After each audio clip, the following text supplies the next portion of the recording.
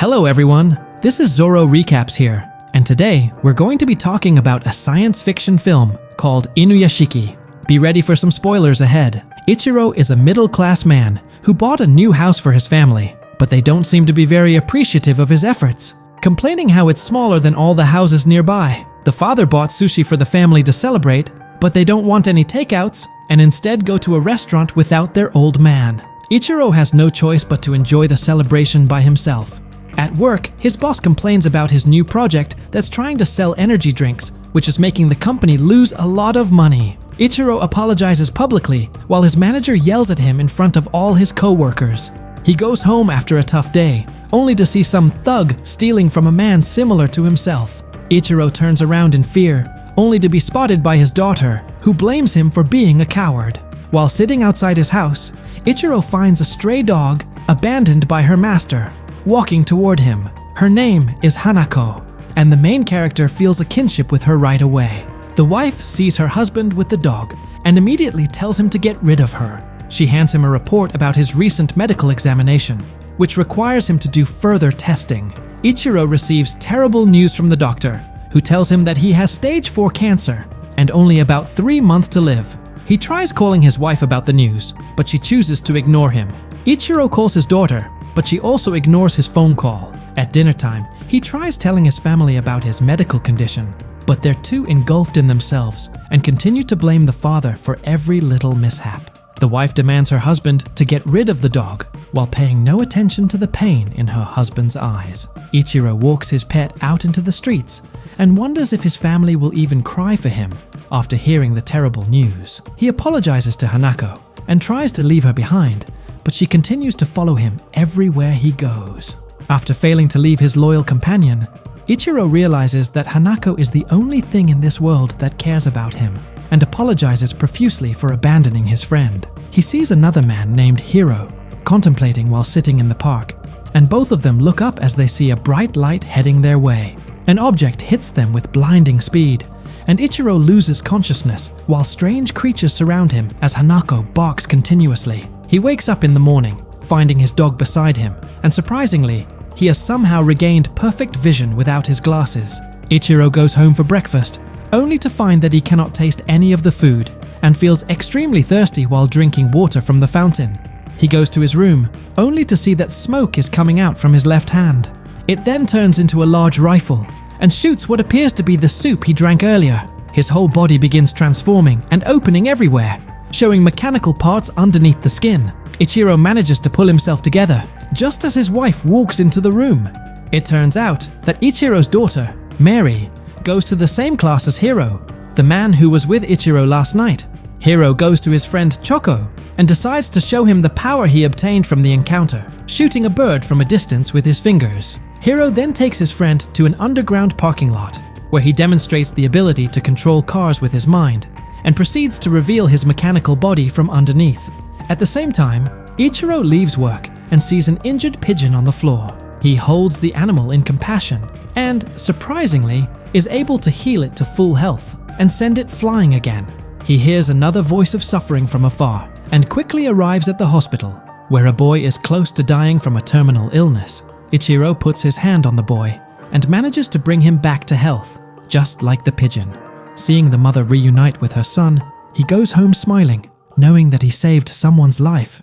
On the other side, Hiro brings his friend to the bullies and demands that they apologize and give back the money they took. He grabs onto the bully's arm and hurts him until he gets exactly what he wants. Hiro points his finger toward the man, and just before he kills him, Choco stops him, telling him it's enough. His apparent bravery catches the attention of a girl named Sion, who confesses to him in the hallway. Hiro thanks her for the compliments and walks away with a smile. We learn that his mother is divorced because Hiro's father left her for another woman. Even though she was betrayed by her ex-husband, she still shows care for Hiro's health and wants him to spend time with his father. He goes to their house and spends time eating dinner with their family, but you can see that their happiness only infuriates Hiro from within, as he believes that it was stolen from his mother. While playing with his half-brother, Hiro points his finger towards the family and hesitates about pulling the trigger. He eventually stops as he looks at his father and realizes that he still cares for the man, despite what he's done. Hiro walks home alone and hears all the happiness from the families nearby. He breaks into one of the houses and proceeds to shoot everyone inside. Ichirō hears this from the hospital after saving more people and rushes to the house, where he finds the young girl with a bullet hole on her head. He tries saving her with his power, but realizes that it only works on living creatures. He walks in the living room and sees Hiro standing over the dead bodies. Ichirō recognizes the man from the park earlier, but Hiro attacks him and sends him flying before he can say a single word. He recovers unharmed and rushes out of the house, only to see Hiro flying off into the distance. Choco meets with Hiro and suspects his friend is responsible for the murders that occurred last night, since they all died with gunshots, but no bullets. Hiro admits that he killed the family, but justifies this, believing that he's a god now. He says that strangers die every day no matter what happens, and they shouldn't feel sorry for the people that they don't even know. Choco refuses to accept this and backs off in fear. He tells Hiro that they can't be friends anymore and runs away from the murderer. Hiro goes home to his mother, and to his surprise, she tells her son that he must live with his father from now on. She explains that she has inoperable cancer, and the doctors told her that she won't live much longer. Hiro embraces his mother and cries while swearing that he would never allow her to die. Ichirō goes home and tells his family that he was demoted by the company. The wife yells at him, worrying about their mortgage, while the daughter becomes angry at her father for his incompetence. Ichirō laments about his inability to protect his own family and doubts that he's able to stop the murders and help others. Suddenly, he hears Choco's voice praying that someone can stop his best friend from killing more people. Ichirō realizes that he has to stop doubting himself and resolves to use his powers to stop Hiro from murdering others. He transforms into his robot form and flies towards the sky while carrying Hanaka with him. Ichirō arrives to the park and meets Choco. They talk about what happened on that night, and Choco speculates that aliens must have reconstructed both Ichirō and Hiro. He thinks that they both must have the same abilities and decides to train Ichirō based on what he saw Hiro is able to do. They go to a junkyard, and Ichirō tries shooting a tin can with his hand. Let's just say that the old man has a lot of training to do before he can even come close to beating his rival. On the other side, Hiro goes to see the doctor with his mother, only to find out that the cancer has fully disappeared from her body, most likely due to her son healing her with his powers. They walk home together as Hiro tries to convince his mother to enjoy life and go on vacations. He promises that he will make her happy, as her life has been difficult from the beginning.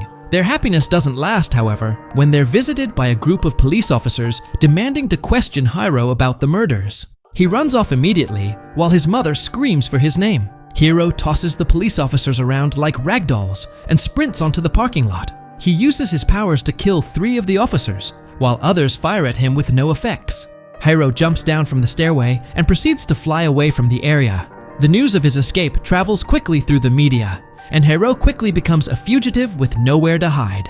Luckily, he runs into Cyan, and she decides to take him in despite his current status. We learn that Cyan is living with her grandma, the only relative that she has left. Her parents died of illness years ago, and she doesn't think that she can live long either. Meanwhile, Ichirō finally makes some progress on his training, but gets tired easily from all the excursions. He becomes thirsty again, and grabs the energy drink from his company. Choco speculates that the water must fuel their bodies, as they become very thirsty after using their weapons. Ichirō begins feeling pain from his body and shoots out the liquid, just like he did last time with the soup. Choco quickly realizes that it may be the sodium contents that's causing his body to malfunction, and they may be able to use this to their advantage later. At night, Hiro watches the news about his mother, only to see that everyone is blaming her for what her son did. She apologizes repeatedly, but receives no sympathy from anyone. He falls into tears, realizing that the crimes he committed are now being paid by the person he loves the most in this world. The news then informs him that they found his mother dead in her apartment. Apparently, she killed herself after being pressured by the media. Hiro goes into shock at this realization. He begins reading the comments on the video, only to see everyone cursing at his mother's name. Hiro becomes enraged and uses his powers to hack into the commenters' computers. He begins shooting everyone through their screens, causing widespread mortality across the nation. As the people fall dead, after looking at their devices, Shion finds Hiro unable to sleep at night and tries to comfort him, but the man tells her that he's responsible for killing all those people. He transforms in front of her and tries to scare her away, but the girl refuses to believe that the man she loves is a killer. Hiro rushes her outside and takes her to the sky, asking Shion if this frightens her. But the only thing that the girl is scared of is if he left. He realizes that she's the only person left in this world who cares about him, and promises to protect her and stay with her forever. Hiro is finally able to sleep, and Shion smiles and says that he's very human after all. She goes to the kitchen and feels something beside her. Shion turns around, only to see an army of soldiers pointing their guns at her. Hiro sees this and grabs her immediately, while the soldiers fire continuously at his body. He turns around and retaliates with fury, killing every one of them. When everything settles, he notices that Shion is already dead, with multiple gun wounds on her body. Hiro cries at his friend's death and resolves to kill everyone in the country. Ichirō sees the news reports about the recent murders and warns his family to turn off their phones. But none of them listens and proceeds to go out despite the dangers. Mary meets up with her friends while they climb to the top of a high rise to enjoy the sceneries. Hiro begins broadcasting himself on every single network and tells everyone his intentions of destroying the country in order to avenge his family. No one takes him seriously until he begins shooting at the masses, and people are dropping dead everywhere. Everybody panics and runs in chaos, but there is nowhere to hide from his attacks. Ichirō manages to hijack the signal, and Choco tells everyone to throw away their phones in order to prevent the attacks. Without any way to reach the masses, Hiro decides to attack humanity directly by firing numerous missiles at the city and causing explosions everywhere. Ichirō finds Hiro and tries to convince him to stop, but his words fail to reach the young man as he begins chasing Ichirō through the sky. They go through the buildings in the city, and Hiro follows the old man closely. He begins shooting a barrage of missiles, but Ichirō manages to evade them as they explode right behind him. They fly through an underground tunnel, and Ichirō nearly gets hit by the upcoming traffic. As they fly closer to Mary, the father begins hearing her plead for help, as her building was struck by one of the missiles. The old man rushes towards his daughter, but gets attacked by Hiro from behind, which stuns his flight system and forces him to crash land on the side of a building. Ichirō tries shooting at the man, but Hiro dodges the attacks and kicks him through the building. They crash into a helicopter and knock it towards the walls, causing it to explode. They land on a rooftop, and Ichirō continues to beg Hiro to stop killing. The young man takes out a bottle of water and tries to recharge, but Ichirō destroys it. Hiro charges at him and takes the water from the old man. He drinks the whole bottle and continues to fire missiles, sending Ichirō flying into the sky. Hiro chases the old man as they fly further into the atmosphere. He fires more missiles at Ichirō, who gets pushed by the explosion into outer space.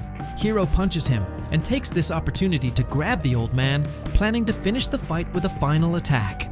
To his surprise, instead of firing missiles, he shoots out the water he drank earlier, which turns out to be energy drink replaced by Ichirō. Hiro falls back as his body malfunctions. Ichirō transforms his arm into a rifle and shoots numerous projectiles at Hiro, sending him flying towards Earth with the explosions. The old man flies towards the building where his daughter is at and sees Mary lying motionless on the ground.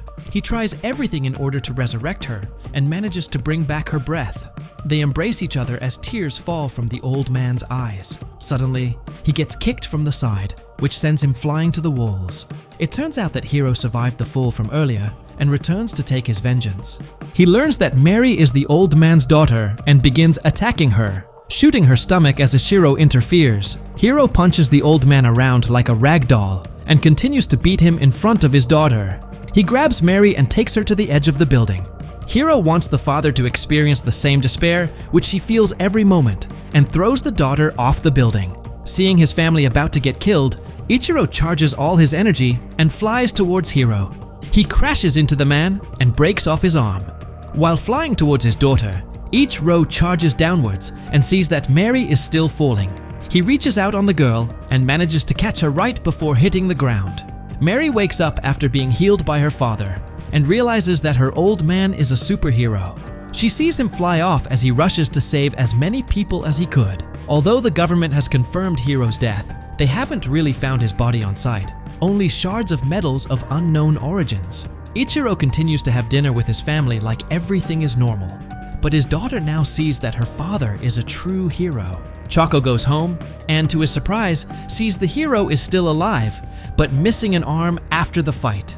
He's glad to see that his friend didn't die and offers him to play the newest video game. Choco turns around after finding the game, only to see that Hiro has left, knowing that his presence would only endanger his best friend. So, what do you guys think about this movie? Let me know in the comments below. And if you like my video, please press like and subscribe for more. I'll see you guys next time.